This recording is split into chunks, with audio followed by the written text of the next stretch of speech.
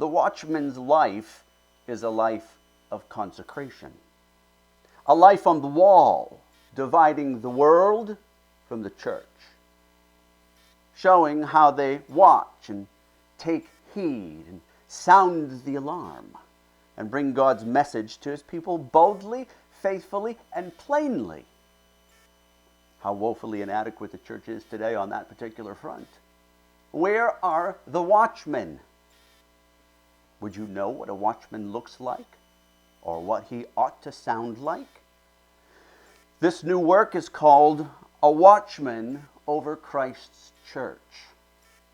In this work on the watchman of Ezekiel 33, I explained the nature of the watchman, the work of the watchman, and the watched of the watchman, as well as the faithful exercise of his duty on behalf of Jesus Christ, who has commissioned him to serve his sheep as a faithful steward of the glory of the gospel.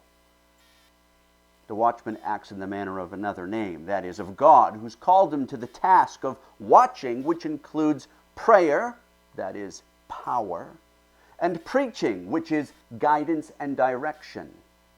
He's commissioned by God with supernatural gifts, given by the effectual working of the Spirit on behalf of Christ, which allows him to discern, speak, and work in the ministry by the Word of God, which he is to preach. He officiates in that office as one commissioned of God on behalf of God's people. He's not sent on his own accord, but sent of God to minister the words of Christ to his beloved church.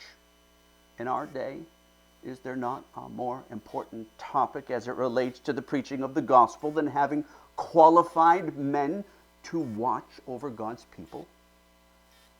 This work is available right now at Puritan Publications. Go to www.puritanpublications.com for more information on this work in both ebook and print form.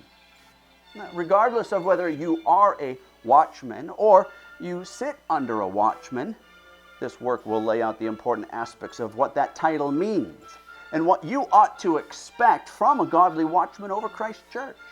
Or if your watchman is negligent or neglecting his work and that which he's commissioned to be and to do, what will that mean for your personal spiritual growth to the glory of Christ? What will that mean if you are a watchman over the church? May the Lord bless you as you read and study on this most important topic of the minister of the gospel as a watchman over Christ's sheep for his glory.